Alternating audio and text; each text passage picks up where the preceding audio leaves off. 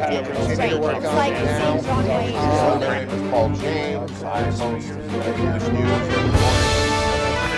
And a golden angel award ceremony.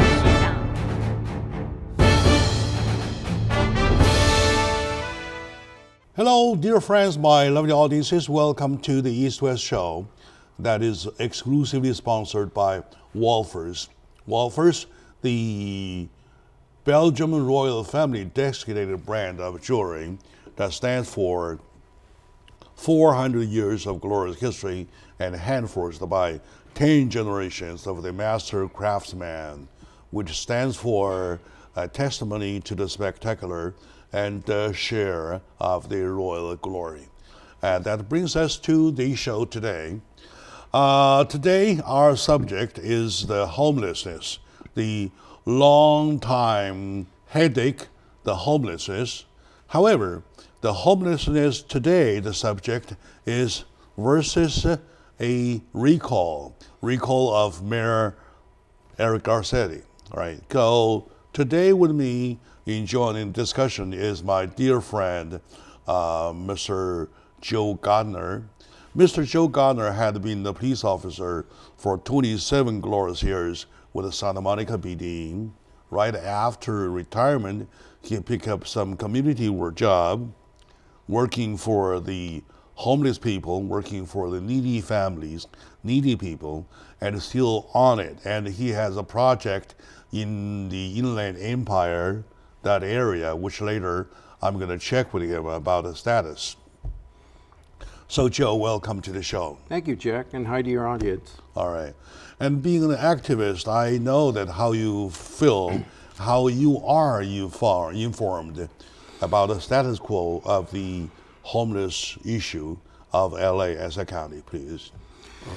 Yes, it's a huge problem. In fact, I have some facts and figures here. In the city of Los Angeles right now, they estimate there's about 36,000 homeless people. And that's a 16% increase over last year. So it's even getting larger as the months pass. And we have about $1.2 billion in HHH funds that have yet to be used. In fact, they were supposed to go for housing, and they still haven't got housing. They estimate that they're going to need or want to spend on 10,000 units of housing. And so now they're having trouble trying to figure out where to get that housing or where to build it. So it's a huge problem. We had 3,600 people die on the streets in the last 5 years due to homeless conditions, illnesses, drug abuse, and you name it. It's a sad thing to see folks living in a state of neglect and now dying on the streets. You're talking about Los Angeles as a city, right? Right. How is the picture with the LA as a county? The estimates are probably about 50,000. I've heard numbers of about 58,000. Does that include the 34 or exclude the 34? No, it includes the city of LA, because it's all within the boundaries. I see, okay, so altogether. Altogether, it's about 58,000. That's the current number. It was last year, the year of 2016, I did my own research with a study for that numbers. I found that number was 46 to 48. Right. And then 2017, the number goes up to over 50, 54, 56.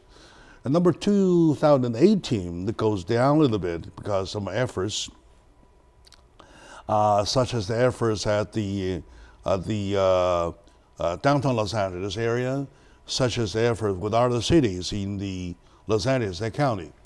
However, this year, the number kind of a surge quite a bit. Right. So do we know why? What caused the surge of the numbers, please? I think a lot of people don't want to talk about those, but I think many of the reasons why the numbers are increasing is because of issues where there are drivers that bring people here. It could be the good weather, right? We have a great climate, and people like to come here, especially when they want to avoid the middle part of the state, the country with the high heat. Cold winter. And the winter is very cold. So, you know, that brings a lot of people to the West to enjoy, just as we do, the nice climate. But I think there are some other underlying drivers, and that is ready accessibility of drugs. There are issues of entitlements that allow people to come here and just show up and then get, you know, stipends or checks without any, it's open-ended entitlements or welfare. So I think that brings a lot of people here. In fact, one of my friends that works at the police department said that he ran into a guy from Texas, and the guy had just gotten here recently and is now filed to get a $1,200 a month stipend from the state of California. And so he very, you know, admittedly said candidly that he's just going to use the money for drugs. And so you repeat that by thousands, where people think that they can just get an easy welfare check and use the money for all kinds of other things that it was never intended for.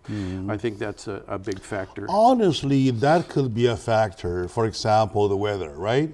The inviting weather, we call it inviting weather. Right. People come here with as little clothing as a t-shirt can live on, right? But my question is that the weather has been so for forever, right?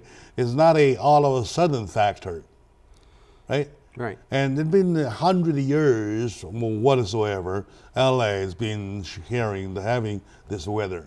How come all of a sudden the weather was taken as an issue, taken one of the causes that bring them in? Okay, number two, as for the entitlement, it's not a brand new entitlement, right? That is announced only a week ago or 2 weeks ago, so that they rush in. The entitlement is there, is already there. Yeah. So when they come in, they are entitled for that kind of aid. Right. Then, you know, I mean, I think some of those need to have provisions that say that you should only give taxpayer money to people who are maybe confirmed as being domiciled in the LA County area or in the state of California. That, you know, they sunset after 3 years. So that if someone's here, they need that little help for a short time, they want to transition, there's the money. But you need to be it needs to be tied to residency, somebody that should, you know, has always lived here and, you know, needs the help. You know, some of the other things that we've talked about in the past are the changes in some of the laws, right? AB 109, Proposition 47, 57. Exactly. Some of the other changes to the law that allow, you know, elements of crime to continue to rise, and people in their misguided perceptions think that we just come to LA because you won't get arrested for anything. So that's why I really want to specify with you as a retired police officer to call to the society to pay attention to the fact it is neither the weather nor the entitlement that has made the sudden surge of the number. Right. It is the laws. It is our laws. Starting with AB 109, we're starting to see lots of criminals on the streets, right? Followed by AB for Proposition 47, and followed by Proposition 57, right? And it goes on, then followed by AB 1810, right? Goes on and on and on. Those funny laws allow us to early release the criminals who were still doing their times, right? On the street. Once on the street, they rob, they steal, they do the same activities as they did before. Right. Yeah. Right? Feed their addiction. And then, well, for that, they end up on the street. They end up adding the numbers of the homelessness. Of course, they're homeless. Right? Do you think that's a matter being noticed by the government, or is it is forbidden by the government to mention? Yeah, I think they ignore it because a problem like what we have is a huge, costly problem to fix. And so I think government and elected officials and government officials are reluctant to address the issue once and for all because it's a hard issue. All right. My dear friends, my lovely audiences, today with my dear brother Joe Gardner, and the individual, a human being that I rely upon so much, and with a set of a brain that I adore so much, we are talking about the homelessness problem. It is a big issue, however. How big? We need some kind of determination. Is it a big, so big that is beyond the human ability to fix it? No. And in order to get to the cure of it, we have to find out the reason from the upper end, the upper stream, why it occurred, why it gets increased, right? So let's take a short moment now. We come back to continue right away, please.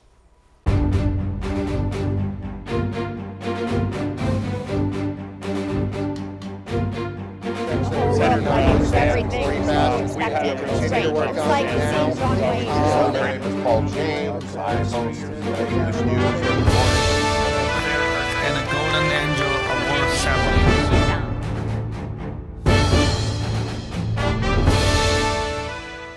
Hello, dear friends, my lovely audiences, well, dear brothers and sisters, welcome back to the show. To the subject, I should say, dear Angelinas, well, sister brothers, welcome back to the show because we're really talking about Los Angeles as our own home.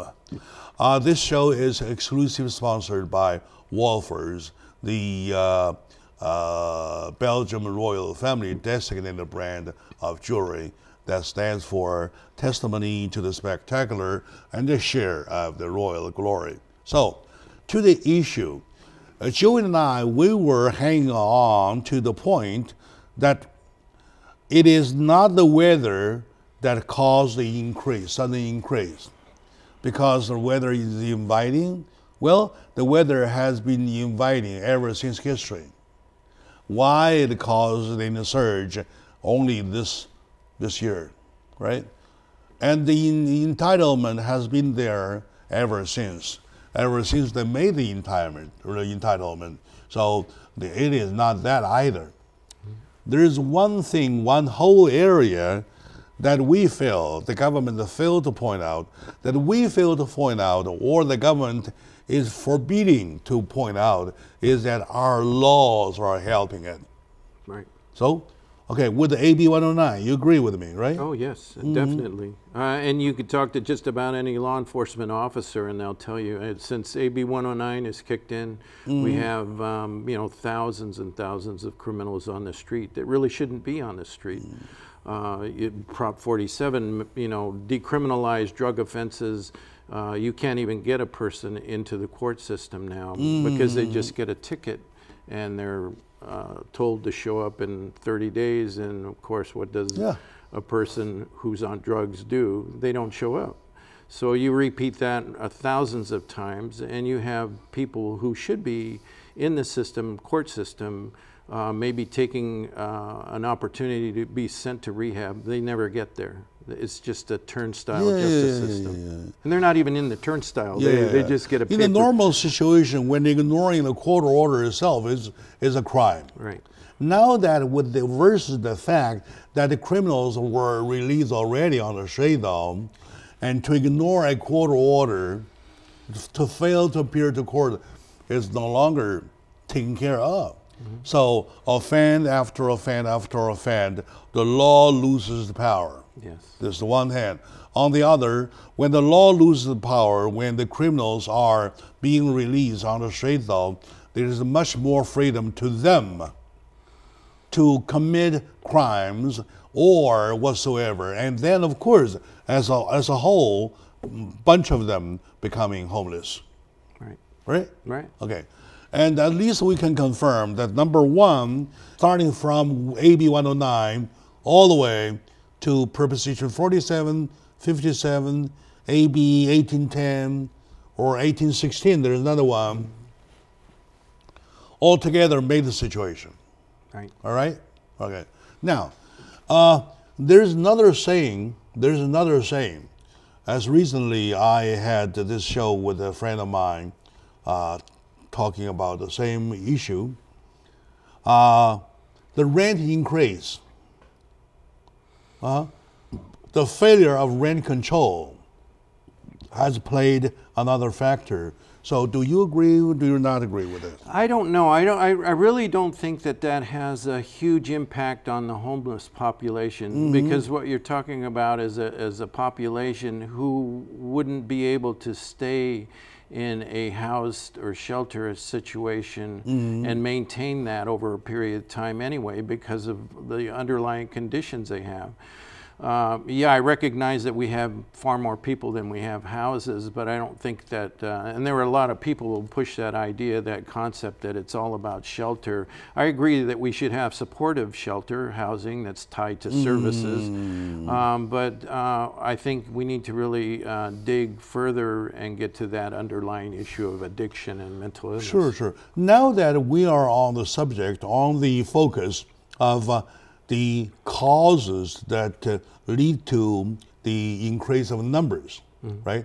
So my question was that, should the rent increase trend without control be counted as one of the reasons? Yes, but I think it's further down on that list. I really do. You know, I just generally, not talking about homelessness in general, I think it's, you know, the prices of rents are very high now, and many people can't afford them. And that goes back to other issues like commerce and pushing businesses away, and people not being able to find good, you know, career, life-sustaining jobs. So, you know, I think that's probably the bigger underlying factor, is why people can't afford rent. Yeah. And on the other hand, the Papa Mama stores are gone. Right? Either you're robbing a bank or you open the bank yourself. Right. We're a service-based economy based on consumerism, right? But I think, you know, we've lost a lot of manufacturing and industrial jobs, assembly jobs that would have sustained families like they did in the 50s and 60s for a lifetime, right? And also jobs in between producer and consumers. Right. Exactly. And you're talking about the transportation, distribution, right? And speaking of distribution, you have layers after layers after layers of distribution. It's a network. When that is disappearing, right, of course, you see the consequences. Right. And we don't talk about the underlying reason why they're disappearing, and that's due to excessive regulation. Some of the policies in Sacramento that have driven away people. Once again, our laws are driving people out of the state. Right. That causes the shrink of the economy, right? Which, of course, is another factor that leading to the homeless increase. Right. And there is, Joe, another saying that our laws give the right of eviction to landlords, right? The law did not do anything on rent control. I checked myself. In LA County, there's only 12, a small group of 12 areas are controlled by the rent control laws, call it all laws or ordinance whatsoever, right? By 3%. Say you can increase, but no more than 3%. Right. Okay. Now, others, they can do 20, 10, whatsoever, as is their freedom. Right. So the law doesn't do a thing. On the other hand, the law provides you the right to evict tenants. Yeah, for non-payment or whatever. And on the other hand, the law doesn't provide renters the right to be not evicted, or at certain conditions can they fight for the eviction. Yeah, I think there is an imbalance there, right? And I think There's you an talk imbalance, about, quite an imbalance, you know, right? it doesn't favor the tenant so much as the property owner. You know, there are some unscrupulous property owners out there who take advantage of those in rental situations. So it creates a real problem. Did you remember last year at the time of election, time of voting, you and I had a show talking about the vote. You asked me if I would vote yes or no on rent control, remember? Right, yeah. Yeah, right? I remember that. So at that time, I pointed out that as a government, it either plays a neutral position to let the market take care of, or when you want to control, you would better control both. Right. Right? And I favor the free market. I think you were more wanting to have some regulation in place. I think whatever we do, it needs to be balanced. No. It's out of balance. Regulation in place, okay, that's one thing, right? And when you do regulation, you want to regulate both sides. It's okay. It's a digital time, right? We're only human. Human do forget things. Okay, sorry for that. But when you do regulate, though, you regulate both. You cannot tilt on one side. You take a stand already. That's the part is wrong. Right? The government, the laws, tilted to the landowners, to the landlords, and whereas the tenants, they are left alone. Yeah. Either you let the free market take care, or you get involved. You get both hands involved. And I'm always a free market guy. I mean, I would hope that you know, their conditions would allow the free market to prevail. You know, and that goes back to allowing a good economy so that people can pay those rents. But there needs to be a balance. I agree. But once the government gets involved, though, they want to control both sides. They do. Right? Yeah. Not one singly. Right? That's the part that has been helping build up the numbers of homeless. Am I right? Right. All right, okay. My dear friend, my lovely audience, today with my brother Joe Gardner, an activist of the community, and also a big help of the community. He's got a heart as big as his trunk. I adore him. I respect him a lot. And he was involved for a long time, the Meals on Wheels program, right? That brings the food to people, to the needy family, with the cost of their own cars, own insurance, own time, own gasoline, stuff like that, right? So I really respect that kind of people with that kind of heart.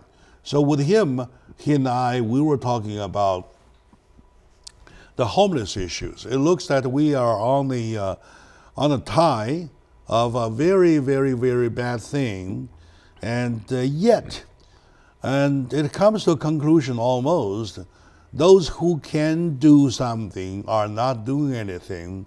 Those who cannot do much that are doing something are facing a recall. Right.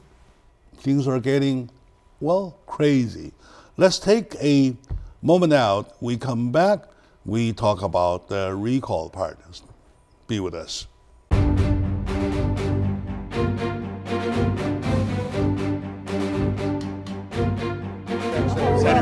Everything We is have expected to continue to straight. work It's on like it the now. same John Wayne. My name is Paul James. I host English news every morning. And a golden angel award ceremony.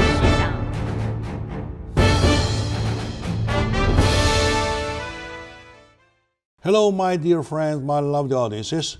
Welcome back to the East-West Show that is exclusively sponsored by Wolfers, a Belgian royal family designated brand of jewelry that stands for 400 years of glorious history and 10 generations being hand-forged. So, back to the show though. We are very sorry to see a phenomenon that those who can do something are not doing anything. Those who are unable or limited in doing something, did something, get a recall, right? So what's your take about it? Well, I kind of feel bad for Mayor Garcetti Uh-huh. because Me too, the person yeah, we're that's- talking about, Yeah, he's the subject of a recall. And as we were talking before, you know, a governor, a local politician like a mayor or a council member, they're very limited on what they can do. But yet, since they're so close to the problem, they're the ones that get the ire of the community if they don't take care of a particular issue. And so I think with Mayor Garcetti, you know, he's very limited on what he can do, and most of the responsibility for change and correction to make things better really lie in state government, those people in Sacramento. And I think, you know, he's going to probably do the level best he can to clean up, but he's not able to attack the root cause problem, and that's the problem, getting people back into a system of care for you know, drug abuse and alcohol and mental illness, because the laws need to be changed. We need to reform or repeal Prop 47 and 57 and AB 109. All those things could be corrected by the state legislature, but the politicians up there have no appetite to do it. So you know, I feel bad for Mayor Garcetti that he has to endure this. You know, he's going to try what he can, but Yeah.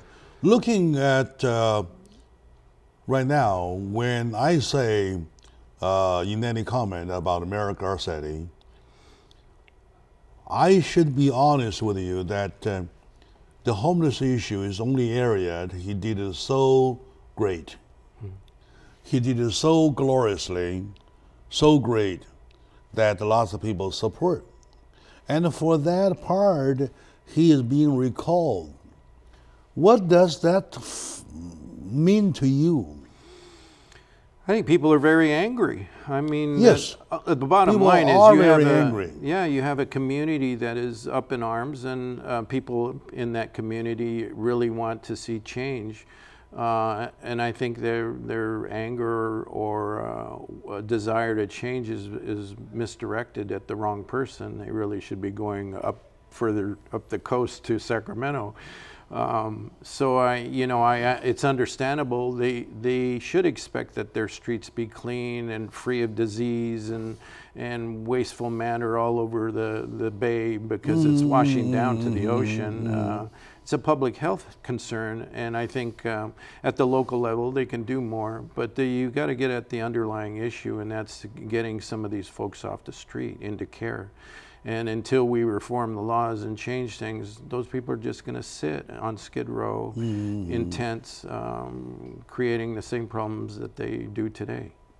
So, in other words, speaking of the recalling people, though, are they only complaining about the street not being cleaned, about the public health not being secured? Yeah, I think that some of the terms being used is that it's a homeless emergency, and I agree with that. That it's a death camp, you know, that 3,600 people died on the street in the last 5 years. Some of the other terms is that there's no supportive services, that we're living in third world conditions. Those are all valid, you know, but you know, Mayor Garcetti is very limited on what he can do until he can convince his state assemblyman or assembly person and the governor Now, is to he do being something. recalled for the fact that he's doing too much to the homeless, or he's doing too little to the homeless? I think it's too little. That he's not Too cleaning little. up the streets, you know. No. I mean, to aid the homeless. Cleaning, okay, now, to aid the homeless, to clean the street, there are two issues. Right. There are contradictories, right? Right. The more the homeless, the worse the street, right? Yeah. So, are they recalling him for him doing too much on the aiding of the homeless, or are they doing it on the complaining on the street? Yeah, I think it's the latter. This is the latter. Right. So now, while emphasizing lots of efforts on the aiding the homeless, he kind of like being blamed for doing less on the street cleaning. Right. Right? Right. Okay, very good. So, can money be divided evenly?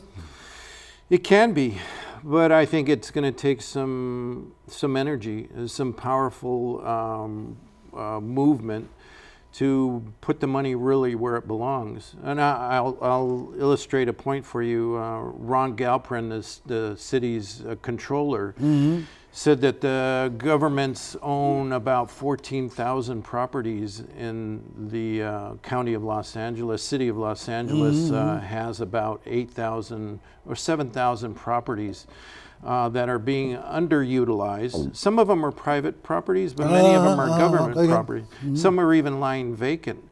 And so the focus, I think, has been placed on building new shelters or new housing. And I think we really need to look at some of the properties that are lying empty to really get up to speed quickly and start sheltering and treating people. And how much that will offer? Well, I mean, the money they want to spend is going to cost per unit $500,000, and that's a very expensive apartment, right? I think if you repurpose some of these vacant properties that the government owns and convert them into shelters and treatment centers, you'd probably do a lot better, and you can get up to speed faster. How many people can shelter? Well, that's the real question. That's the underlying question. 1,400 or what? 14,000, right? Well, there's 14,000 properties owned by the government. They think probably 7,000 of those are underutilized or empty altogether, just vacant. So you need to provide some incentives to repurpose those properties that are empty and turn them into appropriate facilities for the communities as a whole. Is there a number about how effective would it be to offset the problem? Like, say, they will take care of half of the number of the homeless. Yeah, I don't know. I don't think it would. I mean, if you're talking 58,000 homeless people in LA County, you may only get a small percentage. At least the city, 34. Let's do a bit by bit, right? Bit by bit. Okay, now, speaking of that devil, though, on the last show, remember, you mentioned about your project, right, Inland Empire area, by utilizing or revoking some these deserted air bases. Air bases, right? So what's the story on that? Still working on that. If anybody ever has a chance to go to the old George Air Force Base in Victorville, you will see blocks and blocks and blocks, I mean many blocks of empty housing.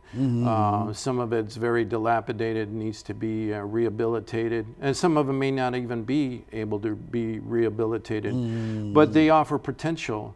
And I learned that throughout California, there's about 28 different closed down military facilities that had base housing, right? Where you know, airmen or soldiers lived there while they were in the military. Their families or affiliations, right? And those facilities have potential of housing people in putting them in shelter, housing families that were formerly homeless. The project you were working on, just to give an estimation, how much of a shelter it can offer? I mean, how many? Let's do by head counts. Yeah, I mean, just a rough estimate, you could probably put at least 500 families in shelter if you chose to rehabilitate those. On an average of 4 members per family, you're talking about 2,000, right? Right. And in California, there are 28 bases. 28 of the bases closed down. Closed down already. Yeah. Suppose they are even on the sizes. Yeah. So 28 by 2,000. That's what? That's 56 already. All right. That's a lot of people you can potentially help. Yeah, that's 56 already. Right. You have a multi-level, I thought. That would have the problem totally taken care of. Yeah. I mean, you could parse it off. Los Angeles the county and Los Angeles city. Right. You can Am I make right? portions for families. You can make portions for single people who need treatment. Where are you now? What's your status quo on the project? Well, we're trying to talk to people who could potentially manage the project. Okay, let's take a short moment out. I need to get into. It looks that all of a sudden I see some twilight. Yeah, Right. I do too. Okay, we'll be right back.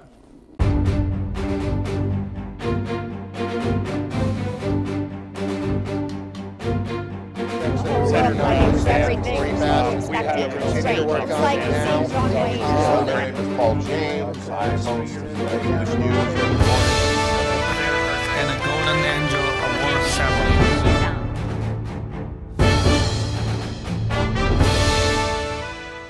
Hello, dear friends, lovely audiences, dear brothers, sisters, dear Angelinos. Welcome back to the show. Jack Chow, your host on the East West Show. That is exclusively sponsored by Wolfers, the Belgian royal family designated brand of jewelries. So back to the show, though. We're talking about we're in the dark looking for resolutions, looking for hope. All of a sudden, something popped up that in California, there are 28 abandoned military bases that could be of some use if motivated or remodeled. You don't need lots of remodeling, right? Right. Into residents that can take care of, let's say 2,000 per. Right. That would be 56,000 already. Mm-hmm. Which exactly is exactly the total number of the homeless we have now. Right. Right. A lot of potential. So what holds it? I think the will. Our concept was a sound one. I think if you had a facility that's kind of dilapidated, you would maybe hire, put up, get the Army Corps of Engineers or a FEMA type people to go, emergency management administration, to go build temporary tents and shelter and start putting people there, and then hiring people to rehabilitate the houses on the base. Teach them the skills of reframing, putting roofs on, rough-end plumbing and electrical. You could take that person, teach them a skill while they live temporarily in the tent, and then once the facility has been rehabilitated, then you move them out of the tents into the permanent housing so that they could live and get treatment there and have shelter. So, I mean, I think there's a lot of potential. It's out-of-the-box thinking, which unfortunately, some government officials don't seem to do a lot of. But I think there's some real possibilities to get some people some help. Has Mayor Garcetti been informed with this kind of options? No, I haven't, and I'd like to approach him with that Yeah, idea please. and concept. You want me to send a copy of this show to Eric Garcetti's office? Oh, of course. I'll send you a copy of the proposal. Yeah, sure. Because that's a really good consideration and not costing Californian taxpayers a lot of money, right? Which is really the pain now, okay?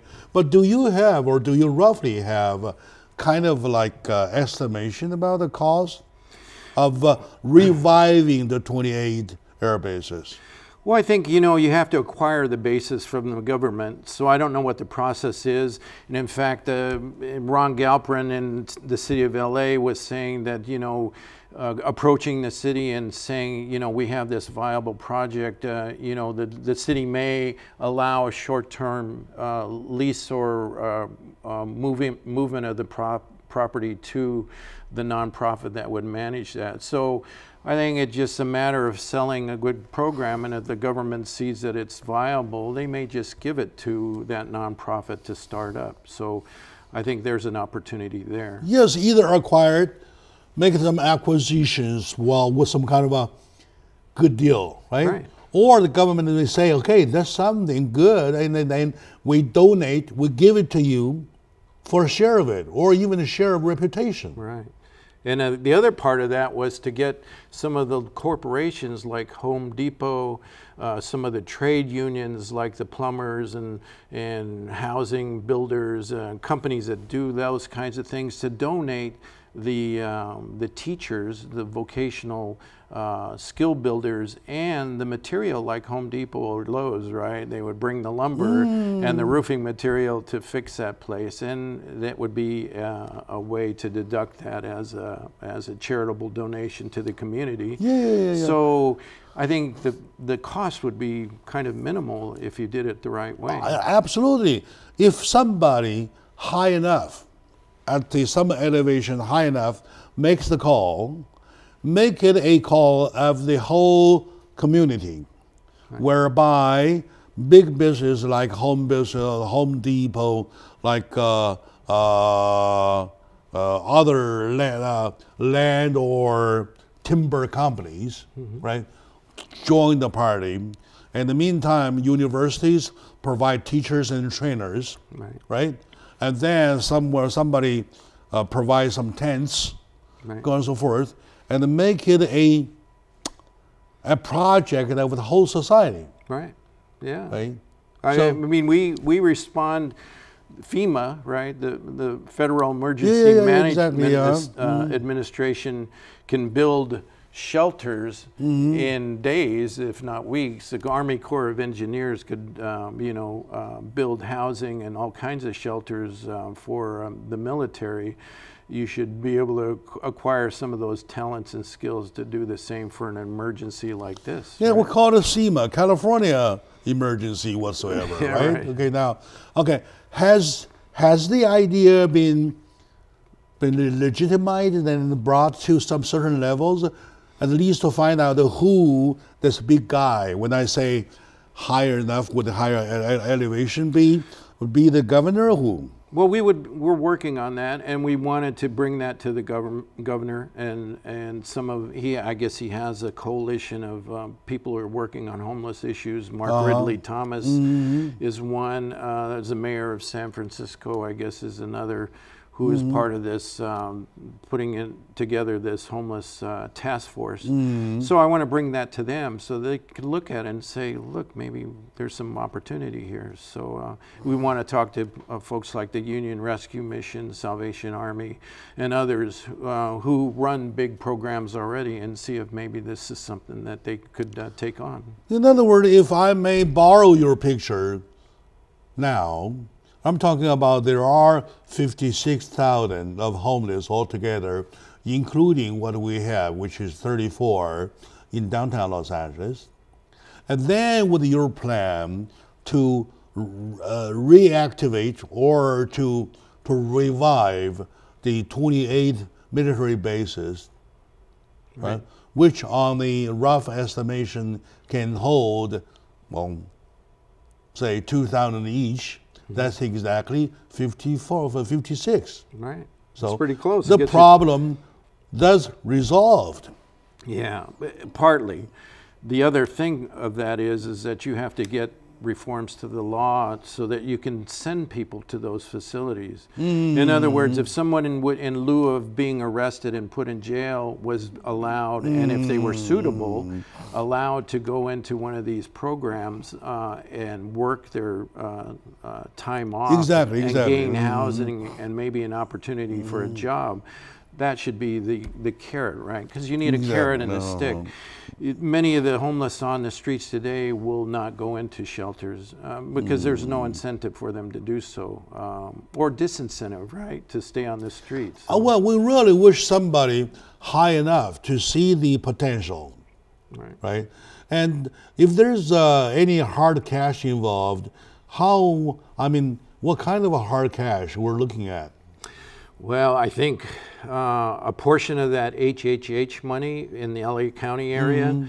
HHH? Yeah, the measure HHH, the bond issue that came to voters in 2016 or 2017. And the people authorized them to be taxed to pay for this bond, and now this has $1.2 billion.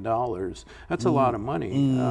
You can use some of that money for a concept like I've been talking about. There are properties within LA County that are lying there empty. The state hospital at Soto and Eastern, I guess, in downtown, that's empty, right? I don't know what the plan is for that. Maybe they're selling it off to a private investor for some other purpose. But there are a number of other properties that are sitting empty. And probably federal can go matching funding with the state. They could, right? Right. Yeah. They So could. in other words, if we operate right, Right.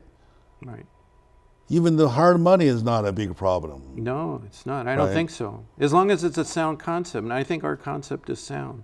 I posted it on my website. You can go to vote4joegardner.com, and under the opinions section, the tab in my website, you'll see that paper there. It's called Homeless to a Life of Dignity. You could pull up that PDF and print it out and share it with others. So it's there for people to look at if they want to. To be honest with you, Joe, I feel excited hearing about it. Right? I am too. And I'm a guy been fumbling for a long time to try to be helping to find some solutions. And I never knew the solution is there, as a matter of fact, right? Only a little organizations or work will do, right? Do you think that the public can help here, and how? Let's make an announcement for the public to help here, because it looks like so positive that we wish that we had it 2 years ago. Yeah, no, I think if they went to their, took my paper to the state assembly member in their district, maybe that's a good place to start, because number one, you have to get support from the state government to implement and to streamline or facilitate access to these closed down bases and these closed down properties. So I think that would be a good start. Calling your assembly member, is probably a good way to start. Going to your county supervisor, even going to the governor, put him on the spot, tell him there's a thing here that can work if he has the will to do it. All right. So do we know all the names of the 28 air bases or military bases? There is a list, and I have the list. Just need to put it in a form that maybe people can have access to. All right, very good. So after the show, can you provide me the list? Absolutely. Okay, very good. My dear friend, my lovely audience, for a long time, I'm kind of like groping in the dark to find a solution to the homeless issue. It looks today with my brother, Joe Gardner, that we hit something like a jackpot if we operate it right? The solution is there.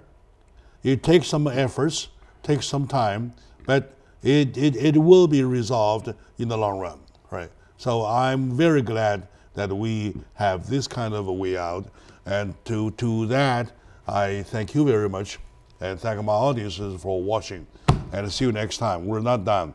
We will continue talking as time goes by.